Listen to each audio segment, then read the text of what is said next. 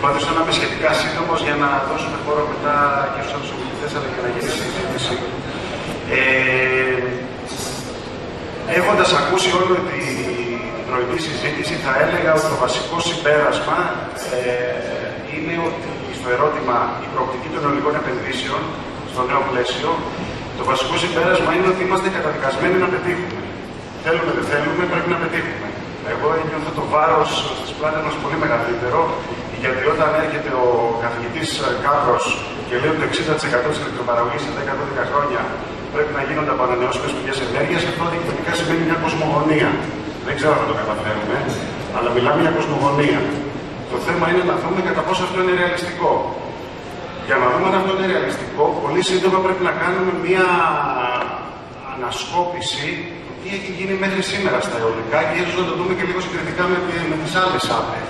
Αυτό το λέω γιατί αντικειμενικά για τους πιο παλιούς από εμάς, σήμερα ζούμε το πιο σημαντικό από θεσμικής απόψεως σοκ, το οποίο δημιουργείται στον κλάδο της αιωλικής ενέργειας τα τελευταία 22 χρόνια.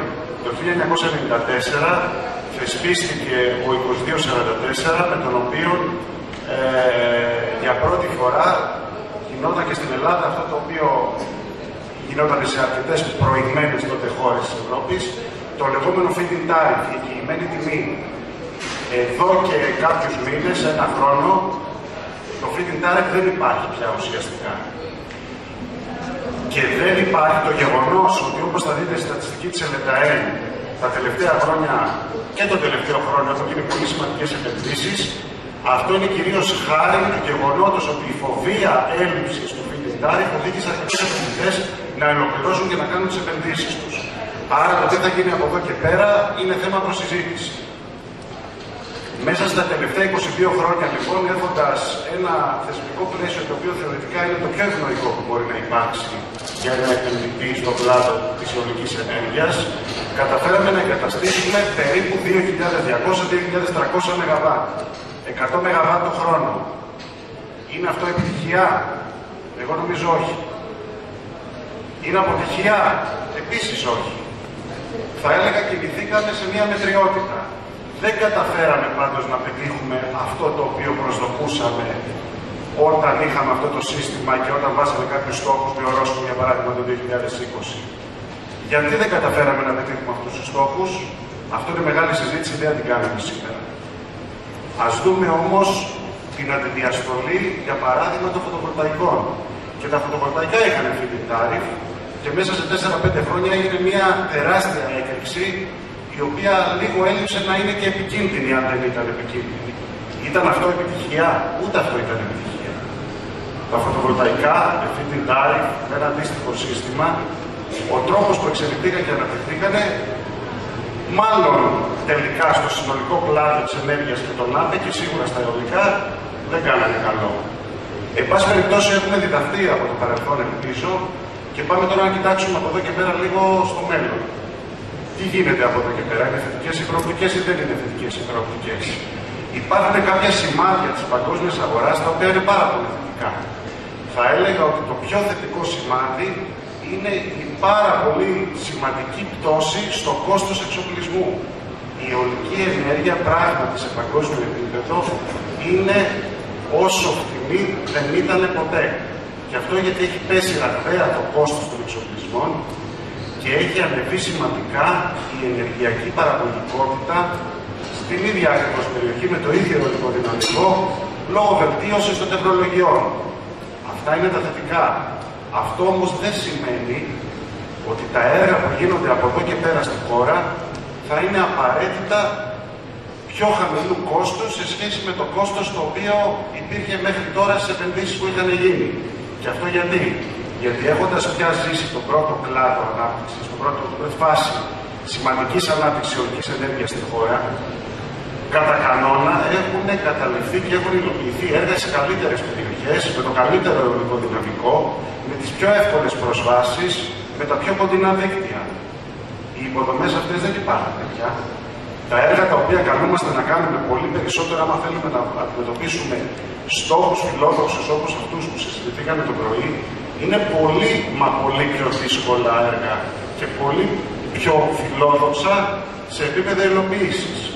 Μιλάμε για έργα τα οποία έχουν πολύ σημαντικά κόστη διασύνδεσης πια, έχουν σημαντικά κόστη υποδομών για να μπορέσεις να φτάσεις στις ανεμογεννήτριες πάνω στο χώρο εγκατάστασης. Μιλάμε για πιο ψηλά βουνά, πιο δύσκολες εκτάσεις, πιο μεγάλες ανεμογεννήτριες, οι οποίες είναι πολύ πιο δύσκολο να μπορέσεις να τις μεταφέρεις.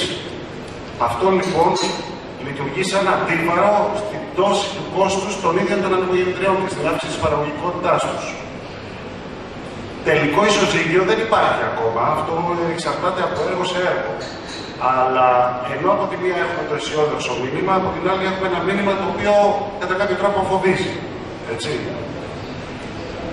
Αντίστοιχα, αν μιλήσουμε στο τι έγινε τα προηγούμενα χρόνια και δεν πήγε καλά σε επίπεδο θεσμικού πλαισίου, πρέπει να δούμε αν έχει νόημα και πού έχει νόημα να το διορθώσουμε στην επόμενη εποχή η οποία έρχεται μπροστά μας. Για πάρα πολλά χρόνια, για παράδειγμα, κάναμε μια συζήτηση προσπαθώντας να βελτιώσουμε το θεσμικό πλαίσιο, να βελτιώσουμε τις διαδικασίες αδειοδότησης, γιατί κακά τα ψέματα το κύριο πρόβλημα που υπήρχε κατά τα τελευταία 20 χρόνια ήταν οι καθυστερήσεις στην αδειοδότηση έργων. Υπήρχαν έτοιμα δεσμευμένα επενδυτικά κεφάλαια, υπήρχαν πάρα πολύ καλά έργα τα οποία τελικά δεν μπορούσαν να καταλήξουν. Και τώρα που πολλά από αυτά μπορεί να καταλήγουν και τους λείπουν άλλα πράγματα, όπως για παράδειγμα η χρηματοδοτική ικανότητα ή θα τα πούμε. Άρα, κανείς αναρωτιέται, έχει νόημα να γίνει ένας συνολικός ανασχεδιασμός της αδειοδοτικής διαδικασίας και όλου του θεσμικού πλαισίου των ανανεώσιμων πηγών και κυρίως των αιωλικών? Επίσης, δεν υπάρχει μια μονοσήμαντη απάντηση. Και δεν υπάρχει μονοσήμαντη απάντηση γιατί κάθε σοκ, κάθε θεσμική αλλαγή δημιουργεί για ένα μεγάλο χρονικό διάστημα τεράστια προβλήματα και τεράστιες καθυστερήσεις. Εγώ θυμάμαι το 2005 ή 2006 ήταν υπουργός ενέργειας ο Γιώργος Σαλακούδης, ο οποίος σε μια ημερίδα είχε πει κάτι και εμείς τον είχαμε όλοι χειροκροτήσει. Είχε πει, σας υπόσχομαι ότι δεν θα αλλάξω τίποτα στη διαδικασία διοδότησης των αιωλικών πάρκων. Έτσι. Συνήθως όλοι οι υπουργοί λένε ότι θέλουν να τα αλλάξουν όλα. Αυτό τότε η αγορά το έχει αντιμετωπίσει θετικά. Γιατί είχαν περάσει κάποια χρόνια που, εν πάση περιπτώσει, και οι επενδυτές, και οι developers, και οι υπηρεσίες, η διοίκηση, όλο το σύστημα γύρω μας είχε εξοικειωθεί με αυτό το σύστημα, με τον τρόπο λειτουργίας. Και, εν πάση περιπτώσει, είχαμε κατασταλάξει ότι αυτή είναι η διαδικασία, μπορεί να παίρνει 5, μπορεί να παίρνει 7, μπορεί να παίρνει 10 χρόνια για να ολοκληρωθεί, αλλά, εν πάση περιπτώσει, ξέρουμε τι έχουμε να βρούμε μπροστά μας. Εγώ θα έλεγα ότι σήμερα, μετά από αρκετά χρόνια αλλαγών, δεν τηρήθηκε τότε αυτή η υπόσχεση, όχι επειδή ο υπουργός που ανέφερα, αλλά άλλαξε ο υπουργός. Νομίζω είμαστε στην ίδια κατάσταση.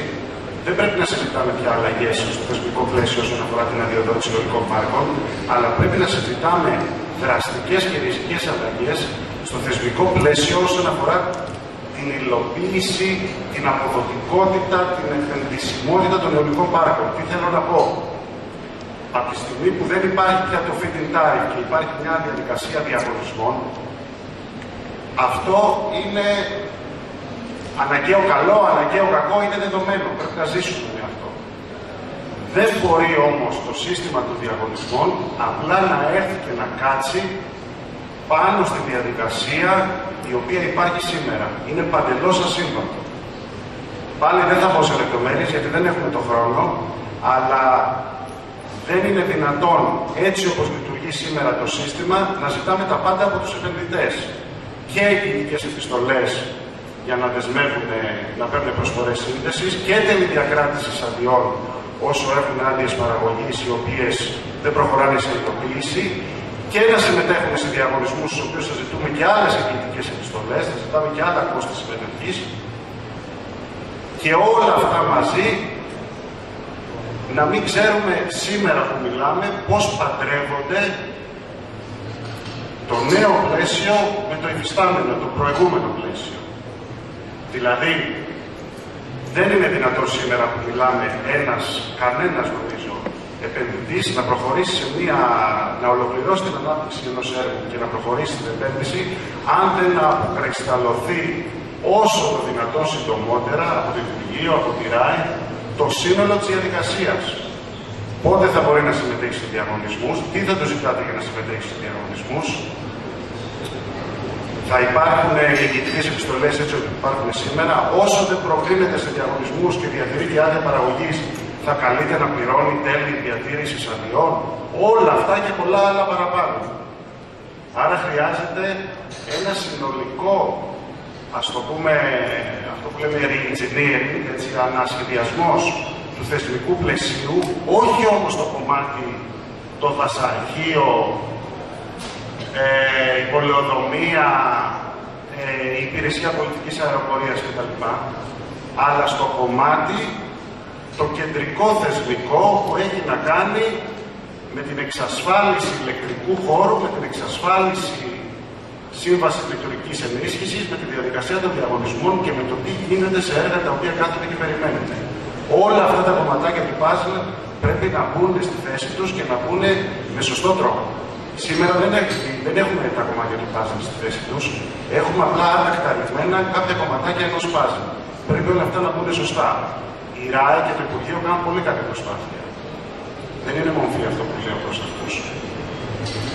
Πρέπει όμως να συνεχίσουμε με αυτόν τον τρόπο σε διαβούλευση με τον ιδιωτικό τομέα και με όλες εμάς τις εταιρείες να σχεδιαστεί αυτό το σύστημα. Για παράδειγμα, η ΡΑΕ πριν από ένα περίπου έκανε μια ημερίδα, ήταν σε πάρα πολύ καλή κατεύθυνση, γιατί το ζητούμενο ήταν να αφουγκραστεί το κλάδο, εμάς όλους, και να δει ποια είναι τα προβλήματά μας και, εν πάση περιπτώσει, να προχωρήσουμε σε ένα σύστημα διαγωνισμών, ας το πούμε έτσι, κοινή συνενέση. Γιατί το ζητούμενο δεν είναι να κάνουμε κάποιους τεχνικούς διαγωνισμούς, στους οποίους θα πούμε ότι έπεσε πάρα πολύ η τιμή της κιλοβατόρας, αλλά τα έργα μετά απλά δεν θα γίνονται. Για να κλείσω, θα πω και δύο-τρία πολύ τετριμμένα πράγματα, τα οποία ήμουν νέος και τα λέγαμε και φοβάμαι θα γεράσουμε, θα συνεχίσουμε να τα λέμε. Αλλά, εν πάση περιπτώσει, είναι πάρα πολύ σημαντικά και είναι πολύ πιο προβληματικά στοιχεία για την υλοποίηση όχι μόνο αιωλικών επενδύσεων, αλλά γενικότερα επενδύσεων στη χώρα, από ό,τι είναι, για παράδειγμα, το αν θα γίνεται ή δεν θα γίνεται διαγωνισμός. Τι θέλω να πω. Χρόνοι δικαστικής κρίσεως.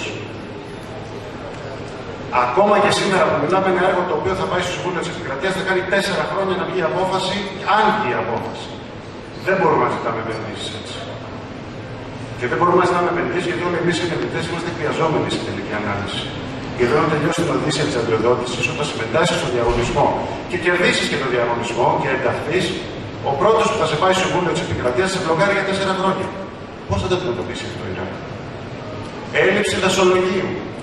Γίνεται σήμερα που συζητάμε σε όλη την Ελλάδα, αναρτώνται δασικοί χάρτες. Αυτό είναι προς τη θετική κατεύθυνση, αλλά ακόμα και αυτό έχει χρησιμοποιηθεί στις τοπικές κοινωνίες για να κατηγορηθούμε εμείς οι αιωλικοί ότι εμείς προκαλούμε το δασολόγιο. Έτσι. Βασίλη, βλέπω συγχωρείτε. Έλλειψη κτηματολογίου. Θα ξέρουμε, δεν χρειάζεται να σας πω κάτι παραπάνω. Φορολογική ασφάλεια. Τι διαγωνισμό θα κάνεις και τι τιμές θα δώσεις και πώς θα λειτουργήσει στο νέο θεσμικό πλαίσιο, αν έρχεται το κράτος κάθε λίγο και λιγάκι και αλλάζει τους φορολογικούς συντελεστές. Και πολλά άλλα, είπα τα πιο έτσι φωναχτά, τα οποία προβληματίζουν τον κάθε επενδυτή. Εν πάση περιπτώσει, για να συνοψίσω, είναι το μέλλον θετικό, αρνητικό ή ουδέτερο? Το μέλλον είναι θετικό, γιατί όπως είπα, είμαστε αναγκασμένοι να πετύχουμε. Η χώρα αυτή έχει πάρα πολύ καλό hardware, ας πούμε. Hardware είναι τα βουνά της, το αιωλικό δυναμικό της, το ηλιακό δυναμικό της. Έχει το καλό hardware, το θέμα είναι να βρούμε το σωστό software. Το software το οποίο δεν έχει bugs. Όλα αυτά είναι bugs, μικρά ή μεγάλα.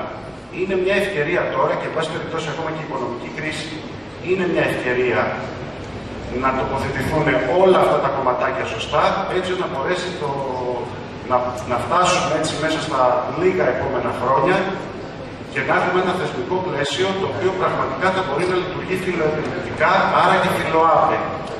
Γιατί τα έργα, κακά τα ψέματα, είναι ωραίο να λέμε ότι είμαστε υπέρ των άπε, αλλά από τα αιωλικά και από τις μεγάλες επενδύσεις τελικά θα επιτευχθούν οι στόχοι και αυτές οι επενδύσεις γίνονται κατά κανόνα από μεγάλα κεφάλαια και κυρίως μεγάλα κεφάλαια του εξωτερικού στα οποία προσδοκούμε να έρθουν εδώ πέρα και να ρίξουν τα λεφτά τους και να υλοποιηθούν έργα. Δεν θα σας κουράσω άλλο.